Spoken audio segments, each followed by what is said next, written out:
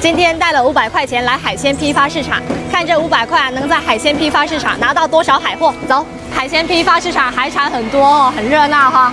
哇，这是什么鱼呀？阿姨，这是什么鱼呀？龙利鱼啊。龙利鱼呀。对呀。哇，这个鱼好神奇哦！你看是这样子的，这样子的，都长得不一样哈。阿姨，这个赤鳞鱼一斤多少？啊？这个一斤多少？这个我是卖25块啊。25块。对，一斤卖25块。那都给我有没有便宜点？